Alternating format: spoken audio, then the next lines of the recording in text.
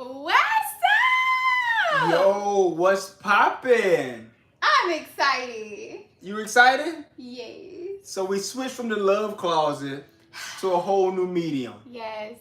Why? Well, because we were doing the love closet and the love closet was working. However, I don't know. Why did we switch? Honestly, why did we switch? I was about to give them some crazy answer, but I believe we discussed that the switch was mainly for we really want to dive wholeheartedly into YouTube, and we can go live on YouTube, and those lives post as podcasts. Everybody, yes, because we got so much information in our head, and just doing it once a week, like everybody doesn't get served that way. This way, no matter where we are, pillow talk, we always in our bed. Yeah. We'll be chopping up anyway, watching TV or whatever. So why not just bring the conversation to our bed? I'm excited. Pillow talk. Pillow talk with Let's have some Adam pillow talk. and AdamPandAmberDee. Now, y'all, I don't know if y'all followed my channel. Y'all know I love closet. The love closet was very dear to my heart. I've been stuck with it. I wouldn't let it go. But I'm like, you know what? Sometimes God gives you different visions to be able to get you where you're supposed to be. And I think that this was one of those moments. So I let my pride down. Yep. And we are here. But I'm super excited about it because when we were sitting here talking and we were trying to figure out, what are we going to do? How is this going to go? And we started talking about, just sitting in the bed, just talking, because typically by this time, we're doing work or we're doing something in the bed. Yeah. And this is how the pillow talk came to be. So I guess we can go ahead and pop this conversation off because this one is a good one tonight. And we were supposed to do it yesterday, couldn't go live yesterday, so Yep. I'm excited. Go ahead and pop this thing off. Hey, listen. Here's the thing. What's really important for us is when people get married, we really want them to stay married. Yes. All right? And even us, right? I want all the information I can get, and I want to learn as much as I can learn to make sure that me and you never get divorced. Okay. So for us, it's more important that, hey, listen, what can we share? What can we give you guys to make sure that, hey, listen, if you're married or about to get married, people spend a lot of money on weddings. Oh, for sure. They go crazy on weddings sometimes. They do. Right? We've been to some. We did not.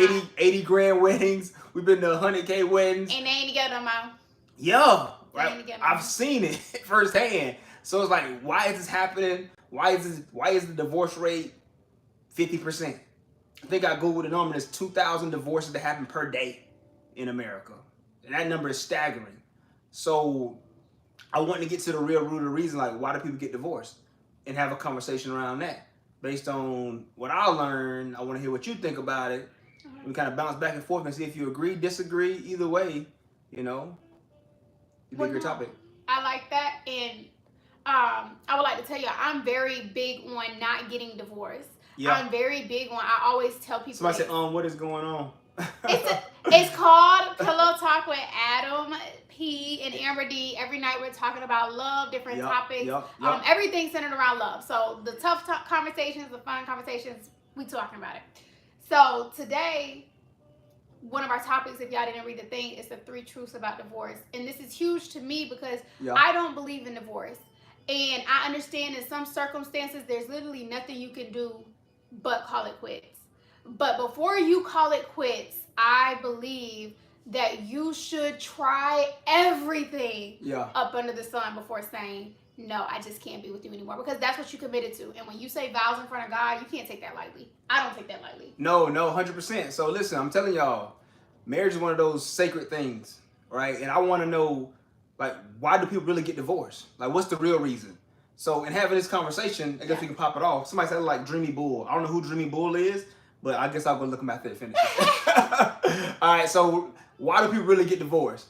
So I can give you I say there are 3 truths, because the first truth, what I've learned is there's the truth, there's the real truth, and there's the effing truth. Okay. I'm not going to say the word on here. Okay, let's censor it out. But you guys can read between the lines. So it's the truth, the real truth, and the effing truth. Okay. So let's start from the truth.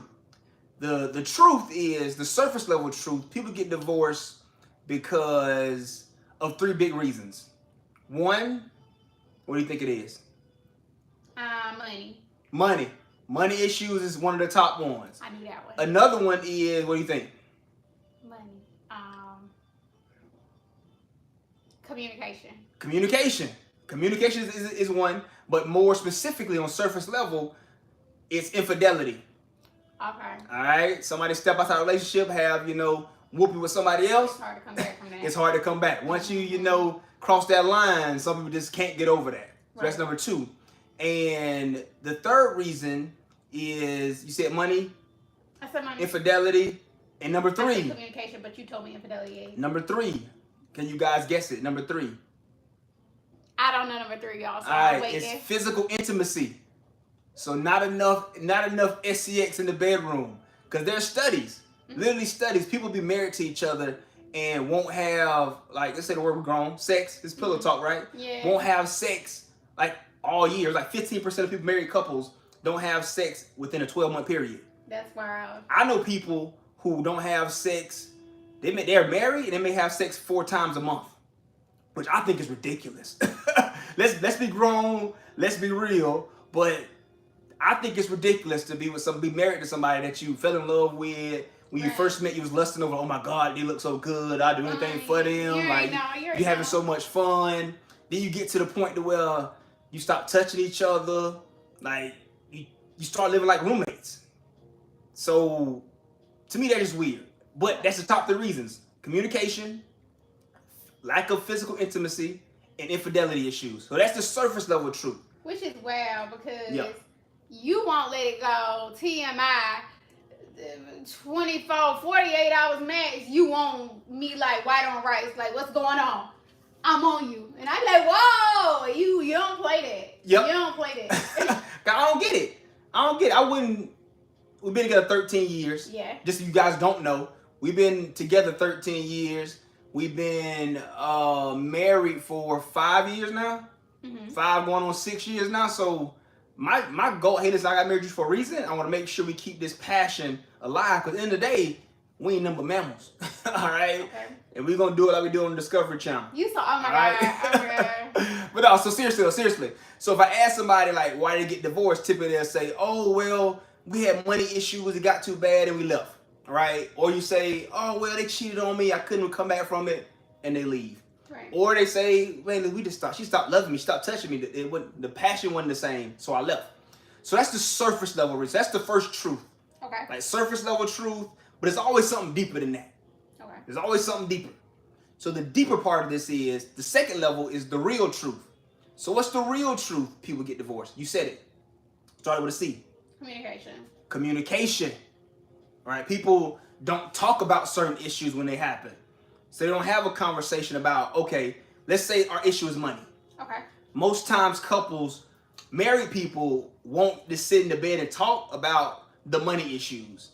They'll let the pressure and stress from work just come home with them. Right. They'll go to work all day, you get home, you ain't make enough money, and now you arguing about the eggs. Eggs or the bacon or whatever. Right. And kind of go from there. Now, in terms of communication, like, how do you feel about that though? I like communication on both fronts. You think it plays, how important is it in a marriage, I guess you could say? I mean, in a relationship, period. Relationship, marriage, whatever. Communicate, I just don't believe they communicate properly. So you're saying you're communicating about the non-factors that ain't going to matter tomorrow, but then you don't want to have the tough conversations. You don't want to talk about the real issues. Like you said, you don't want to talk about the money. So instead, you talk about somebody else's business that happened at work that has nothing to do with your life. It has no bearing on whether you and your spouse go closer or further apart.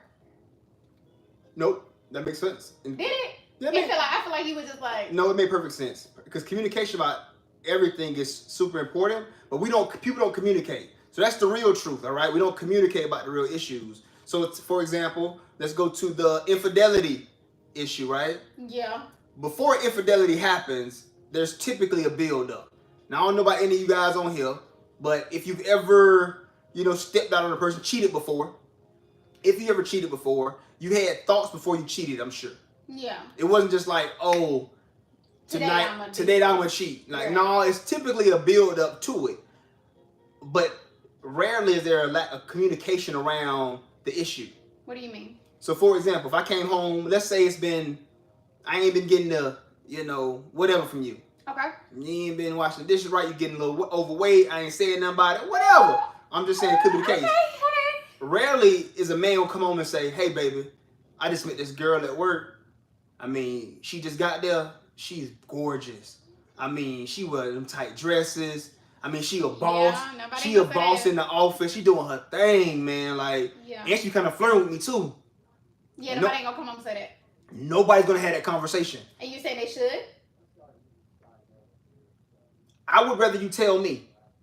Okay. If you came home and say, "Hey, baby, like I'm at work, and this dude just got hired at work. I mean, I'm feeling. I mean, he big, he's strong. He got his paper together. Yeah. And he applying pressure. Right. So I wouldn't want to hear that. But it'll make you better. It'll make me want to get better. So now I want to ask questions like, well, how do you really feel about him? Right. I'm kind of liking him. Okay, so let's back up. What's going on between us is making you want it? Yeah. Okay. Explore anything other than us. Yeah. Then it's like, hey man, listen, maybe it's you don't look at me the same, or the feeling he give me when I'm with him, he made me laugh a lot. You stop laughing with me, or whatever the case may be. It's a tough conversation. Yeah, you gotta be real to be able to handle that one. And I learned that people are so afraid of tough conversations. Mm-hmm. How do you feel about tough conversations? Woo! I run away from y'all. I'm not gonna lie. I can't lie to y'all on this camera. I am a person who will just go ghost and not really have the conversation. And why is that? Because I feel like you already know what it is prior to me getting it. I am very vocal about how I feel. Yeah. So you never really have to guess how I feel. So I feel like if I said it over and over and over and over again, and it's just not, the little thing, what's not clicking, Steven? You ever seen that online? I have not seen that. That was a trending sound at one point. Okay. So it's kind of like that, like what's not clicking? I've said it time and time and time again. Okay, you're not respecting me. So peace out. Like that's how I move. That's probably not the best way to move, though. That's probably not the best way to move. I mean, that's one of the things. Yeah. We don't communicate about it, and so it's over with. We out the door. But if we have a conversation about it, if we sit down and say, what's the real issue? Like, why are you having these feelings? Right. And when you tell me why you're having those feelings, now I can course correct. Okay. Now I can seek out some help. We can go to some counseling. We can try something before we get to that point. Right. Most times, the person will say, "I think we should go to counseling." Mm-hmm. Instead of us just talking together. Why we go to counseling when we can just talk right now? What's going on? What's the real issue? Why can't we have a conversation? Why can we communicate? So the real truth is lack of communication. Okay. So and what's the effing truth? Because I gotta get this. What is the effing truth? So if you're still going along, what was the surface level truth? What was the regular surface level truth? Communication. No, finances. Yep. Intimacy. And infidelity. Mm-hmm. And what's the real truth? Communication. And so before we go forward to the effing truth, okay, let's talk about communication around physical intimacy. Okay, let's talk about it. So why do you believe, based on your data, your research, why do you believe that married people don't do it like they do it? Like, why don't they have sex how they used to have sex before they met? I believe it becomes a comfortability thing. So, nope, that was the wrong word. I believe that it becomes a contentment thing. So, you're around this person all the time. You see this person. You honestly stop putting in the effort that you once did because now I got you. Like, I was trying to win this prize at the fair. I won it. I don't got to do it no more. Like, I've already won it. I don't have to go back and try to win it again. I've already got it. So, I think it's something that you become so content in your everyday actions that is almost like I don't have to keep trying to impress this person anymore. I don't have to keep trying to make this person feel like that bubbly feeling that I once did because we're married. Don't you feel the bubbly feeling? We got married. But you got to think that that's an everyday thing that you have to wake up and intentionally seek out. What can I intentionally do today that is different than I've done every other day? So you can keep it fresh. You can keep it funky. You can keep it spicy, Let me ask you a question since we're on the physical intimacy topic. Okay. The big SEX topic. Okay. How important is SEX in a marriage?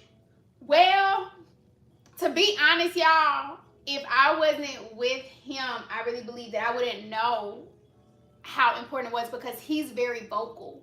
Like a lot of people that we have friends and stuff around us who are not vocal, so they will go months and months and months on end, and just like he was saying, like let it build up and pile up. But because this is my husband let me know, we ain't playing none of them games. We gonna do this, and that's almost all he talk about. Sometimes, come on. No, sometimes. Storm me out, Debo. No. I talk about a lot of stuff. I mean, you're very intelligent. I ain't gonna take that away from you. You read lots of books. You got lots of knowledge. But for some reason, it always circles back around to intimacy. You always find a way to loop that thing back around right here to let you know we talked about all this, but let's make sure that we come back right here. So I would say that's probably one of the most important things in a marriage. Most important things. I would say. And research shows that what it show? 55% of divorces are due to lack of physical intimacy. So half of the people that get married and get divorced, half of them got divorced because they weren't doing it enough. So it is the most important thing. Think about it. Biologically, I'm man, you female, we were created to do this. Right. Like almost every species on the planet, except plants, I guess. Yeah. Right? But anything that walk and move around, that's what you're here to find your mate. And once you find a mate, you mate. That's what it's for. But when you stop doing that, it's almost like a piece of, you can become, like, you're not your whole self, I would say. So to go back to the point is, it's extremely important. I agree with you. It's too important. But when you was okay, so I gotta bring you back in, because I love the follow-up questions that you're asking. But yesterday, when you were explaining to me the topic we were going to do today, it was a little more juicy. So go ahead and bring out the juice. Go ahead and start pouring it out, because you got really crazy yesterday. Well, not crazy. You informed me of a lot of new information yesterday that I had not known before. So we got to bring that out, because that's what I was like, ooh, it's gonna get crazy. No, we getting there. We got time. We here for an hour. We almost there. Yellow light, slow down. Slow down. So, this is important for me to say though. Like, lack of physical intimacy, it shouldn't be an issue if you communicate about it. Because I know men who say, well, I just expect my wife to come on to me. As opposed to him just saying, hey, listen, like, what do we need to do to make sure we keep doing it more? Do I need to rub your back first, rub your feet? Like, what I need to do to get you in the mood to make sure we're doing it? Because I don't want to be one-sided. Like, I get mine, you don't get. So what do you need to make sure we show up at the same place? And most women say, I'll never turn a man down. Yeah. He just don't ask for it. Right. I hear that all the time. Well, there's some men, it's trending topics online now. A lot of men be saying their wives be like, I'm too tired. That's true. I can't do this. I can't. That's true. So the people we hang around. Yeah. Okay. We hang around the type of wives that are like, I'm not turning my man down. That's just the type of people we hang around, because we have these conversations amongst our social circles. We don't let it go unnoticed. We don't let it go untalked about, because we want the people who we're around to make sure that they stay married. I will tell you that we've had conversations, because I would tell him I feel like all he wanted was the physical act, but I wanted to feel like, once the physical act before or after was completed, you were still going to treat me loving. Because like when you're trying to get up in there and you're trying to, you be real nice. All of a sudden you rubbing their back or rubbing their feet. You kissing them on their forehead. Hey baby, how you doing? You want something to drink? I'm about to get up. You ain't about to get up. I'm about to get up. You want something to drink? What? You want a snack? You just be real extra. And then as soon as that act is completed, it's like either that or you on to the next one. You not stunting it no more. So I'm like, I had to tell him, like, I want this to be like an everyday feeling. And if that could be an everyday feeling, then this could be an everyday feeling for you. And so it had to be some type of intent behind it, where I knew it just wasn't almost being used like a toy. And I know that sounds so crazy, but you don't want to feel like, oh, I'm going to be a toy that they're going to put back on the shelf as soon as they're done playing with it. You don't want to feel that way. I agree. I threw you off. No, you didn't throw me off. You off. You didn't throw me off at all. You didn't throw me off, but I will move on after I say this. It's extremely important, and I compare it to, I see it, and you see it as you want to have a feeling behind it. I see it as completing a task or doing a chore. Like you wouldn't go all week without washing your dishes. Right.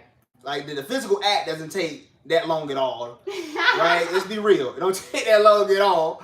Maybe, 10, 15 on a good day, you know what I'm saying? It don't take long. It take you longer to wash dishes than it take the actual physical act of, making it happen. Right? So that's that part. Okay. Communication is the real truth. Now the effing truth is this though. This is what you get good at. This is where you gotta think deeper and go just one step deeper. Like everything else is surface level. We got the real truth, communication, that could help fix it. But the effing truth is this. TDJs, can I go deeper? Can I go deeper? Yeah, I like TDJs. Can I go deeper?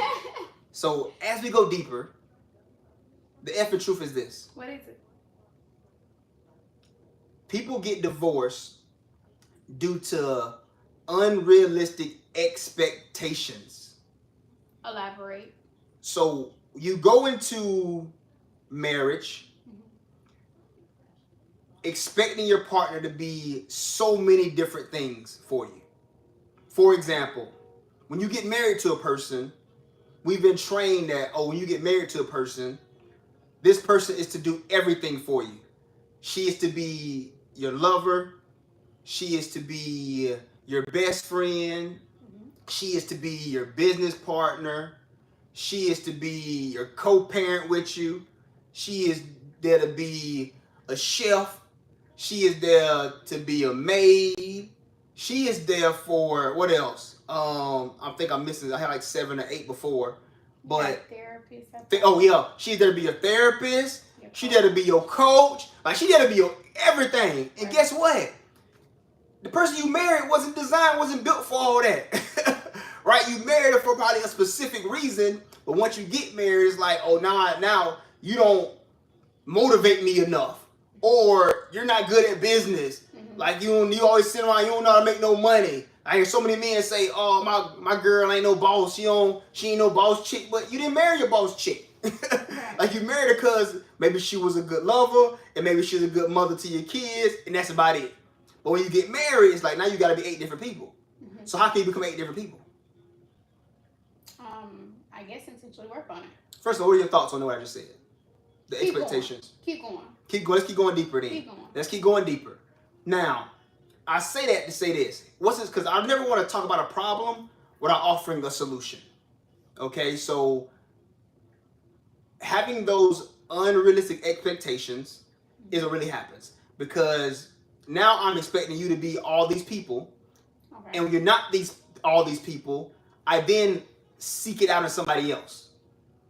So if you're not a great business partner or a great coach or a great therapist, I may meet somebody who is great in business, who is a great coach, who motivates me, gives me things to do, and she listens very well. Okay. And she's a great therapist. And I'm like, man, my wife ain't got that. My wife ain't good in business. She ain't really no good coach. Right. And a therapist, she ain't all that.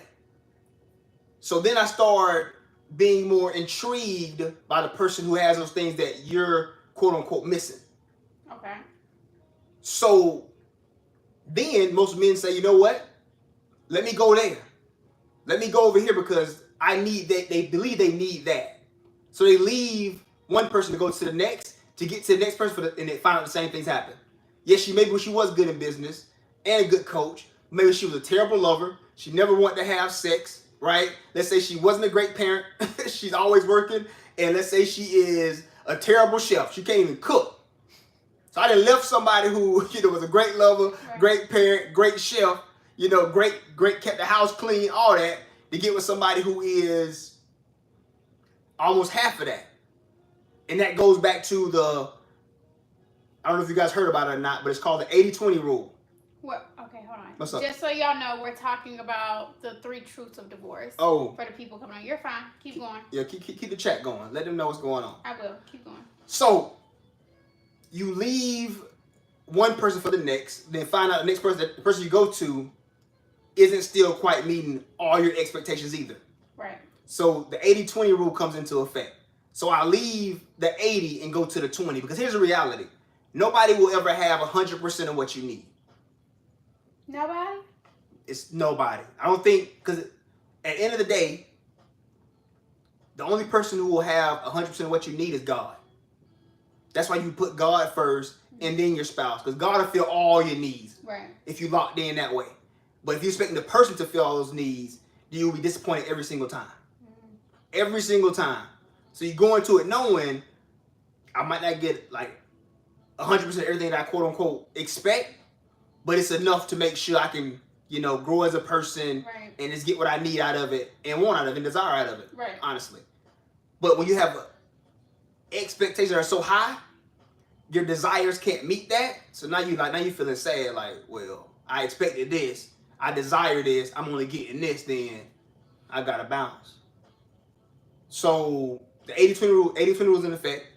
80-20 rule is what?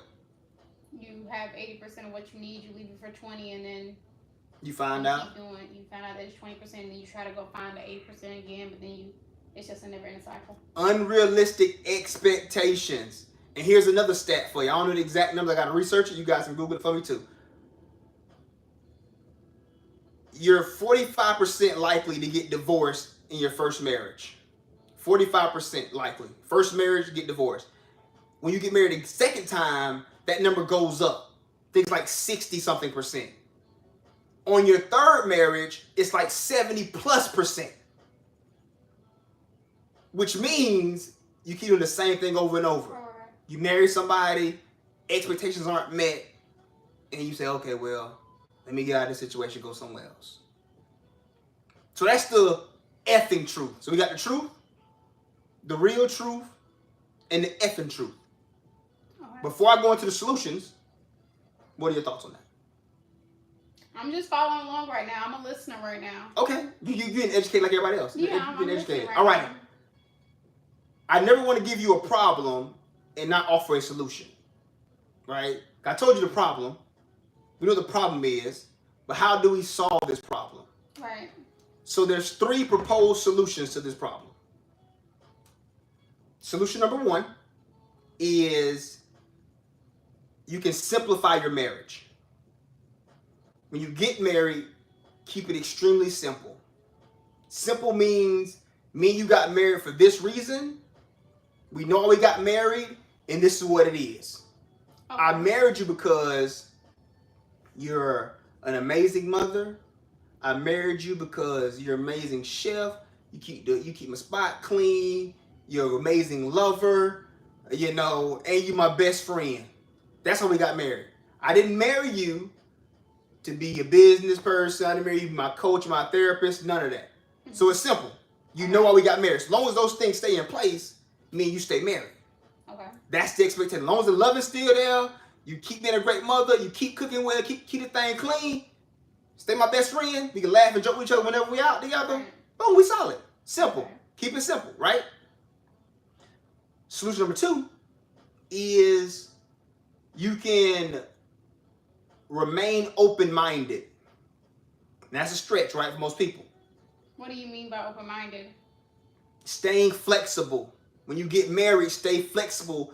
Don't almost be like water. Always just kind of, whatever environment you're in, conform to that environment. So let's say... Okay, because I feel like that was still kind of vague. Okay, so, to get specific... Yeah. You can say, it's a lot of people who have a marriage, but they have, let's say their partner isn't meeting they're not the best lover.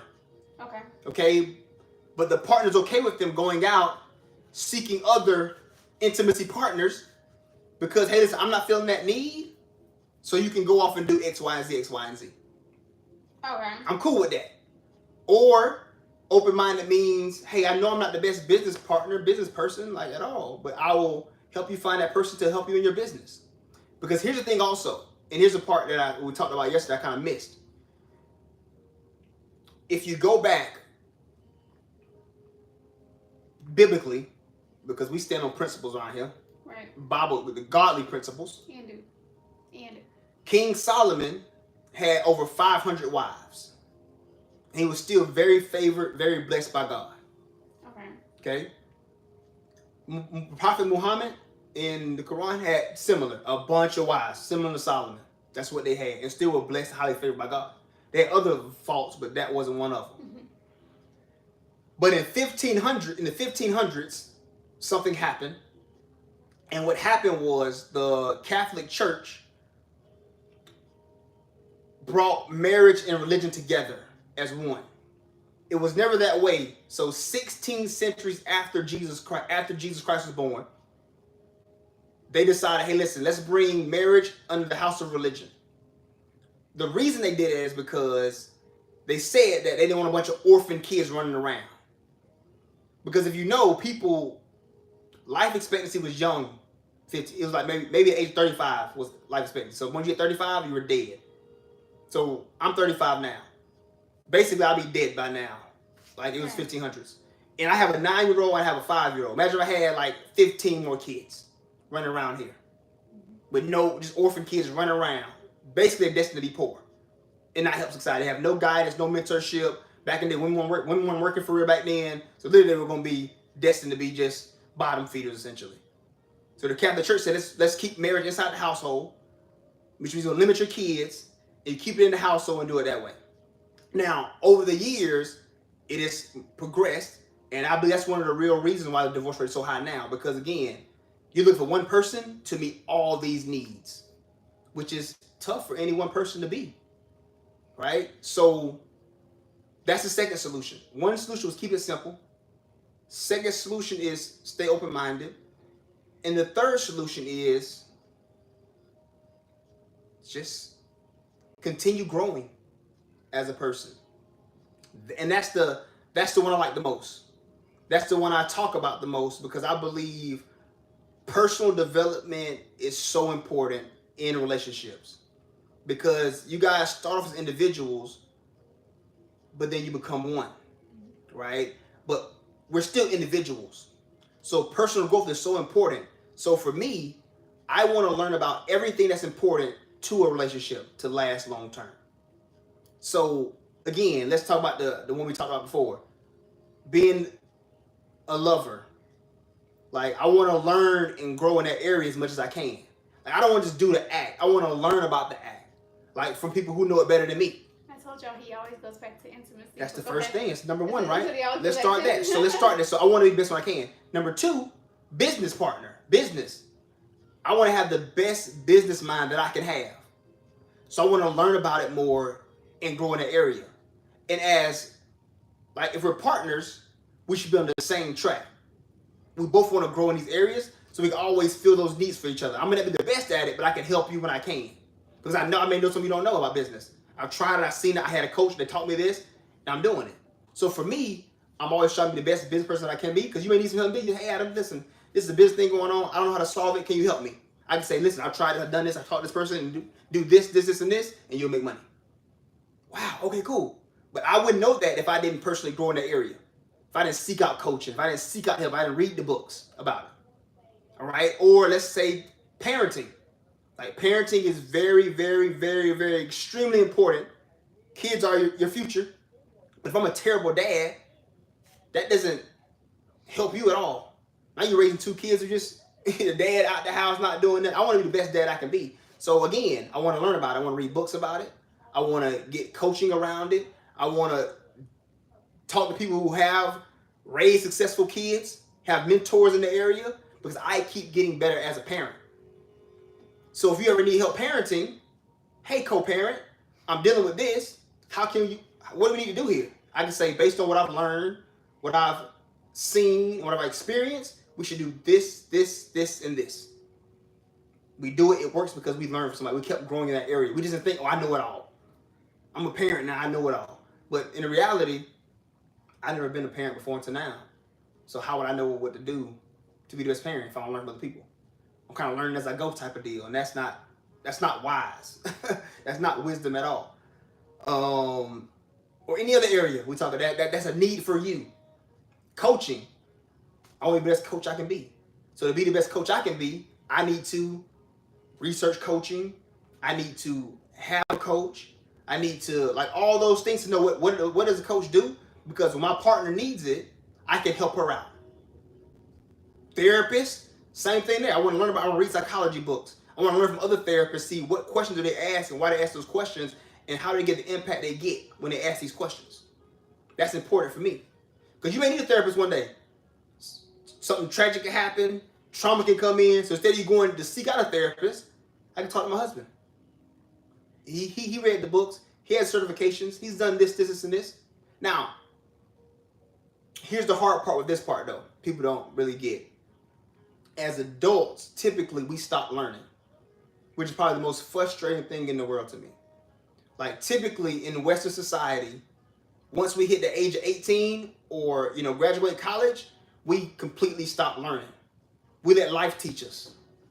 So it's no more, your back hurt, you need to stretch out. It's pillow talk. You can stretch out, you want to. It's fine. You sure? Mm-hmm. All right. So, as Americans, we typically, in Western culture, we stop learning once we leave school.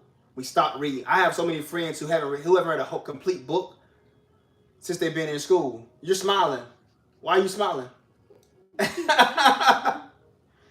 Because it's true. I have people like close to me that haven't finished a book in like 15 years. Wow. It's like haven't wrote a paper, haven't finished a book, but they can scroll on their phone or they could get a job and go work, but they just stop learning altogether, which is, I think it's idiotic because your brain is such a powerful tool, and if you don't use it, you lose it.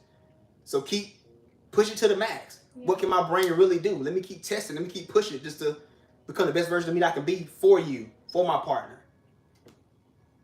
And that's it. That's my 30-minute masterclass on the truth about divorce, the real reason people get divorced. Now I'm going to let you ask questions, talk, whatever you want to do, and I'll try my best to answer the question. I'll give you the best feedback I can give you. Okay, you feel like you got your complete thought out? That's my complete thought. I don't have any more words to say. Okay. I think I said a bunch of words. No, I think you taught people a lot of good stuff. Let's start there. Amen to that. It was a lot of new information that I'm almost positive they probably haven't heard or read either. So I'm glad you were able to offer that insight to us all. Yep. As I stated before, I would like to touch on a couple topics that you talked about.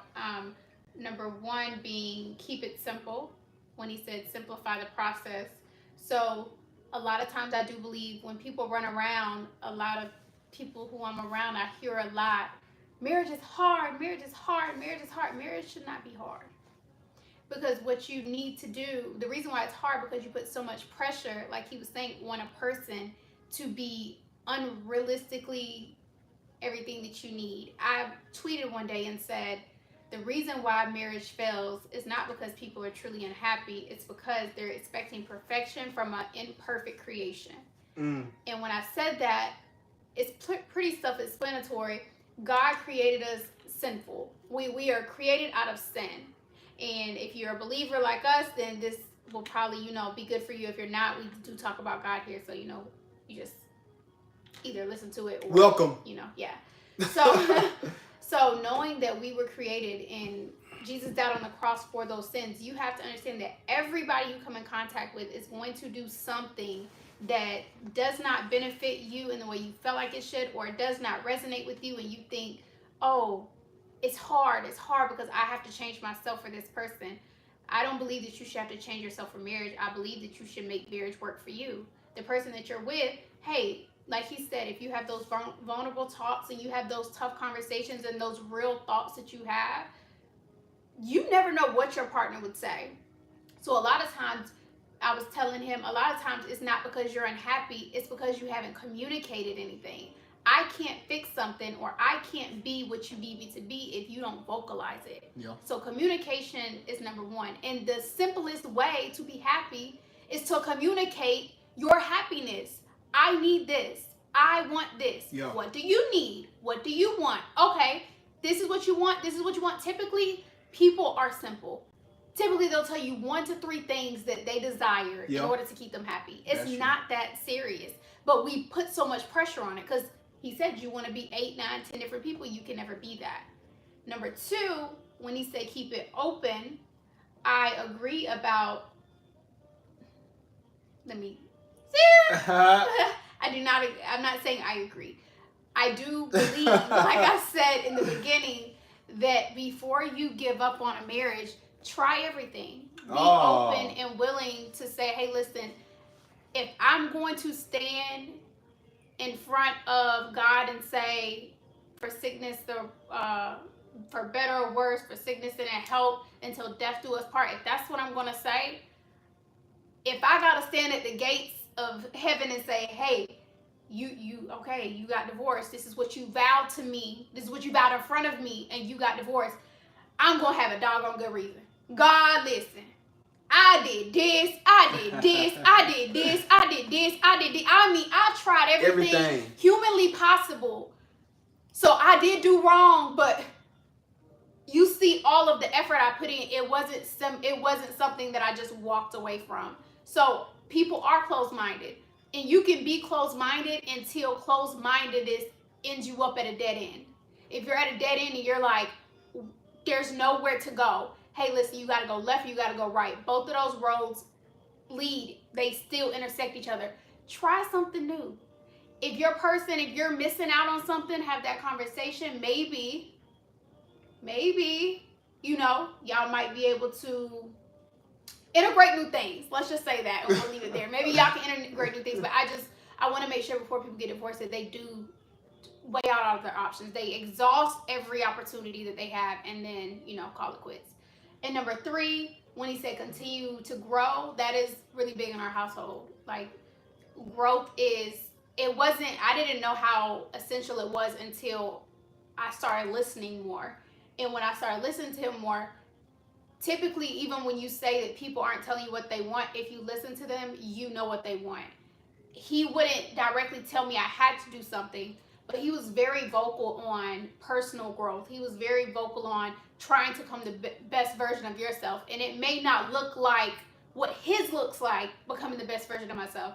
But when you see somebody putting in effort day in and day out, if you really want to be with that person, you really say you love that person, if you really love yourself, you are going to put in that maximum effort to try to match that energy.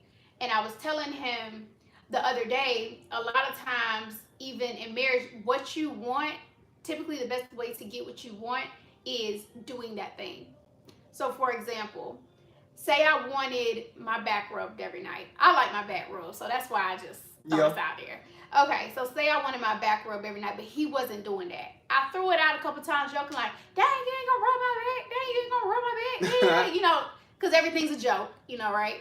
And so it never gets done to the extent that I want it to. One day, you wake up and you say, you know what? Every single day, I'm going to rub his back.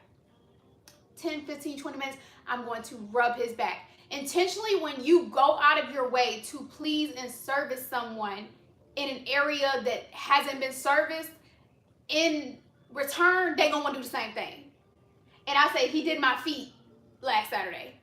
And when he did my feet, I was like, he was sitting there doing my feet, and I was like, well, I'm gonna do your feet every Sunday. He's like, this is not a tit for tat thing, but it genuinely just you want to give more. It makes you want to give. The more you receive, it literally give, and it will be given unto you. The more you give, say it again. Give, and it will be given unto you. Amen, sister. So it's just like, if you keep giving, just continue to be a giver. Continue to just, without any expectation for receiving.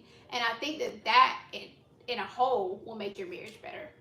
That necessarily wasn't on your topic, but I tried to touch on your topic. You added too. No, that's why it's Adam P and Amber D. You have your own thoughts, own mind. You added tremendous value. That's why we got married, because you add so much value. And the piggyback off what you just said, yes, like the more you give, the more you will receive. That's the secret to life. Right. The secret to living is giving. Like, that's the secret. Like, the secret to living, having a fully satisfied life, is truly just giving it all away. The more you can give, the more you will receive. That's a principle, like, in the Bible for a reason. Like, that's it. That's what. Just give, man. But I'll say something else too. What? Because I do believe the Bible also says, ask and ye shall receive, right? Yes. So if you say, oh, I want a back rub, jokingly, or making a joke out of it, you should keep asking. if I talk about physical intimacy a lot. Yeah. I make sure it's forefront of your mind. Yeah. So what if you made back rubs the forefront of my mind? I don't think it's that serious to me though. I don't think that's say? like a no. It's not a deal breaker for you. I guess. It's not a deal breaker for me. It would definitely been broke if that was a deal. Yeah. This deal would be nullified. That's not a deal breaker. I'm going to do better though. I commit to on this first episode of Pillow Talk. I'm going to commit to doing better. I ain't gonna commit to every day. I'm gonna commit to doing better, being a better person, and if making you happy is back rubs, you can get a lot of back rubs and foot rubs and everything. Well, I mean, no, because see, I was just using back rub as an example because let's be clear. We're about to quiz him really quick. What is really my number one love language? Like, not love language that ain't a real love language. Love language that ain't a real love language. Yes. What? What makes me the happiest? Eating food. Eating food, baby. Feed me. Keep feeding me. I love to eat. I take the food over the back rub. The back rub be nice, but the food is just so much more fulfilling to me. I don't know. I like to eat. So keep feeding me. I'm fine. Okay. Give you food. Yes. Okay. Again, that's always happening. You're always gonna eat food. I know. But no, man. I think you added great value to it when you said that, and I wouldn't even think about that, but that makes so much sense in the world. What are we missing? Anything else you're missing about divorce, love, marriage, expectations, communication? What you think? I would like to say what I believe when we go back to communication and what leads to divorce is one thing that we have used in our relationship that has really helped is meaning him, I'm not even going to take the credit for this. When an argument, sometimes I do though, but when an argument arises, or I wouldn't call our stuff arguments because they're so quick, but debate, argument, whatever you want to call it. Yeah. When they come up, it's like a small fraction of our day. It does not linger. So if we just argued at 10:46 a.m., by 10:52, we talking about it. Either he's coming to me or I'm coming to him. And we're not allowing each other to stay mad. We're not allowing each other to stay in a negative space. And I get sometimes people like, I need my space. I need my space. No, you don't. You take your space once you vocally communicate how you feel. Because a lot of times, I'm a processor. I like to say, like, I'm processing. But honestly, in that moment, I know exactly how I feel. I'm just trying to be able to articulate it in a way that I'm not going to regret later.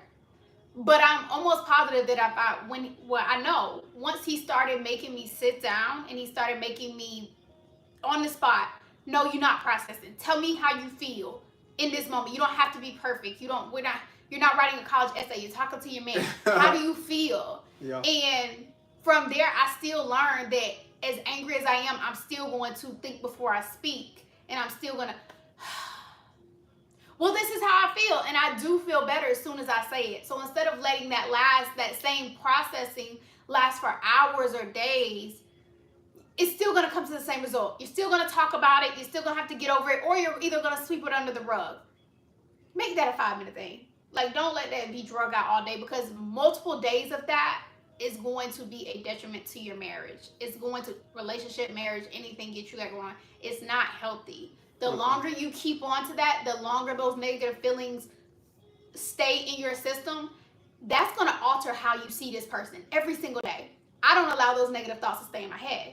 We get them out. And then we move on to our positive stuff. So I'm not always thinking negative about this man. Most of my thoughts about him are positive, because that's the space we stay in. So I would tell people, like, get it out. Even if you have to be like, you dummy. You dummy. You get on my nerves. Da-da-da. Okay. Yeah. All right. Yeah. You feel better now? Yes. Okay. Let's move on. And I don't call you a dummy, though. Yeah, I'm about to say. I don't call you a dummy. I don't call you. She says way worse words than dummy sometimes.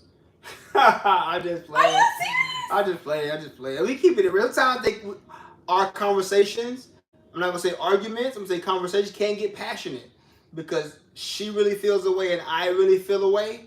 And I think in the 13 years we've known each other, I can count on one hand how many times we went to bed mad at each other. Yeah. I don't tolerate it. Like, I don't play. She does say I need some space sometimes. I'm like, you ain't getting no space. If I say I need space, this man. I'm getting closer. He like this. I'm like, Like, no. I'm not physically touching you because I don't want to physically get in your space. That could really frustrate people sometimes. But we ain't going. You're not leaving the room. Like, I'm blocking the door. Like, I'm sitting in front of the door like a toddler. Like, we ain't going nowhere. You can try to lock me out the room. I may sit at the other end of the door and talk to you until you open the door. Because you open the door eventually.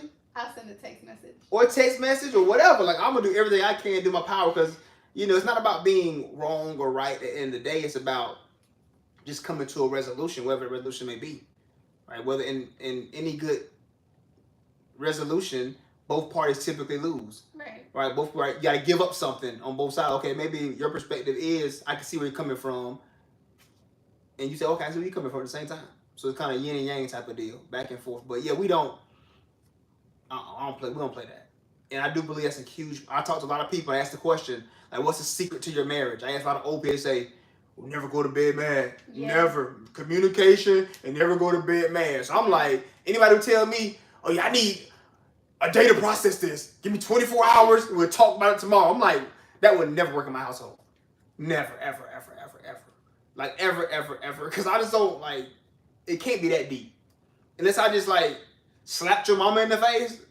Like, and that ain't gonna happen. And that ain't gonna happen because she's like, that ain't gonna happen. We fighting. My glass be all over here. We getting at it. We getting active. Right? So, and my mama might beat them down if I do. So yeah, 100%. 100%. So, yeah, ain't nothing ever that deep to be like, oh, I need 24 hours to process this information. It's like, no, we're going to talk about it until we go to sleep talking. But you may be still mad when we talk before sleep. When we wake up, I got it all out. And you got it all out. And now we're empty. Because typically it's just an emotional state that you're in. And once you work past the emotions, the logic kicks in. And I'm a big believer in, I never want to make a decision like when I'm emotionally charged up. Mm-hmm. Whether it's I'm happy or super angry. Right. Because the more emotional you are, the less logical you are. It's like a balance being thing in my mind, right? Think about a scale. This is two, like the scales back in science class. You got the emotional scale, you got the logical scale. If the emotion is weighed down, the logic goes out of the window, right? And when there's no emotions, now the logical scale is weighed down, and now you're making more logical decisions. So never make a decision when you're emotionally charged up. And typically when you have a disagreement, both parties are extremely emotionally charged up. So you got to work. Emotions are natural. You can't control them. They just happen. You can process them differently, but you're humans. You have emotions. And just work through the emotional part as fast as you can. Scream, yell, write, whatever you got to do. Punch a punching bag. I don't care what you got to do. Get through that part, then get logical. Both your heads come back down. Cooler heads will prevail. Right. That's what they say. So once the heads are cool, we can, get through it. That was great. I'm glad you said that. I didn't think about that. When you just said, I want to make sure I ended off on this. Well, I don't have to end it off, but I want to make sure I say this before we end it off. Yeah. That you mentioned you don't want to be right. And what I need people to understand is, in marriage, it's not about being right. Being right is for opponents. Like, you're trying to win something. Right. Okay. I don't want to be right. I want to be in love. So if I have to sacrifice something in this moment to leave happy and leave in bliss and leave with my love intact, I'm okay with that. We are on the same team. When we became one, if I'm right, he's right. If he's right, I'm right. That's I don't have to be right with you. You're not my enemy. So that's not a debate that I have to go through. That's not a fight that I have to fight. So if you look more on, it's fine if I'm not. Okay, right, wrong, indifferent, it doesn't matter. Am I leaving in love? Am I leaving the situation happy? That's kind of like where you need to be. I don't have to be right with you. Yeah, because we're on the same team. We're on the same team. Right? And it's not about, like, I don't want to be right. I just want to win. Yeah. You said I don't want to be right. I want to be in love. That's true, but you said we're on the same team, too. Now, I don't want to be right. I just want to win at the end of the day. And we're going to win. 100%. And we're going to help other people win. Sure. That's why we're here doing the pillow talk. Now, it ain't about us just talk. We talk all the time. All the time. It's more so about sharing what we know, what we learned, what we experienced. And we want to give it back to everybody else, man. Give it back to you, one person at a time. We can help one person. That's what we always say. If we can help one person, like 100%, like we did our job. If this message touched one person, say, dang, I'm in a long-term committed relationship now, and I'm kind of, scared to take the next step because I see my parents get divorced, or you're currently already in that marriage, you're like, man, this ain't what I signed up for. Maybe it started out great and I was like on the rocks because, again, 50% end in divorce. So if you're somebody watching, you're married, you could be one of those part of that 50%. And if something we say could help change your perspective, it could change your life. Change the way you think, you'll change your life, right? Tell her. I mean, that's it. And with that being said, let him know, because I know I'm going to say, he don't say it, I'm going to say it. 100%. So one of the main reasons we're here, like on social media doing what we're doing, is we're currently building a community. We're building a community of like-minded people who want to go in the same direction. So whether you say, hey, listen, man, my marriage kind of on the rocks, I want to strengthen that thing up to make sure it don't fall out. Or you're saying, man, listen, I want to take the next step, but it's just kind of some stuff I want to work. I don't know if I'm ready yet. Or if you're saying, I just want some married friends. Yeah. I want some cool married friends who know how to kick it. You know what I'm saying? Who ain't all like, because once you get married, you had all your single friends before you got married. Now you're married, now you got no married friends. Because your single friends want to do single stuff and like get married, right? So we're currently building a community and we want to get around like-minded people. And inside the community, like 5 days a week, we're offering daily like accountability, coaching, education around the big three. And workshops. We're doing workshops. We want to do like quarterly meet and greets. We physically meet in person, so we can keep learning and growing together. Like it's gonna be everything. It's personal development. We talking about all the major issues. And I'll let you say this though. The real reason we're building it is because people don't have that, safe place to go to, right? Place to be vulnerable with. Because typically you can't be vulnerable with your friends and family about your partner. Because sometimes they want to judge you or your partner. They may start judging, oh, he did that to you? You gonna stay with him for that? Like, girl, you crazy. Or, boy, you crazy for staying with him for doing that. Boy, I would never do that. So you don't want that kind of judgment on your relationship. So we're creating a judge-free, vulnerable community. You can come in, truly lay it on the table, and we can truly help you and your partner get better. I believe it. We prepared for this. We've been doing this. We everything, right? That's all I want to say. What you want to say about it? Yeah, you said it all. That's it. So that's it, man. So if you want to join the community, I will be remiss to not extend the invitation to you. Like the links in our bio, across any platform, especially on YouTube. You can check out it's in the description of this. We've been in the description of this too. We should have it pinned in here. We didn't have it pinned. Next time we'll have it pinned at the top. I don't know how to do any of that, but we'll learn. We'll figure it out. We'll figure out how to pin it. But yeah, you can jump in the community, and like coaching is a journey. So we wanted this thing to be like a lifelong thing. Not you come in and get fixed and leave. You come in, you get fixed, and then you help other people fix their relationships. Because we don't know it all. We learning too. So when people get around us to help like learn together, that's what a community is. Like it takes a village. That's why the Bible say that, man. Like it takes more than just one person, 2 people. It takes 100 people, 1,000 people, 3,000 people. And eventually we're gonna meet in person and we're gonna have some fun. And just, be cool.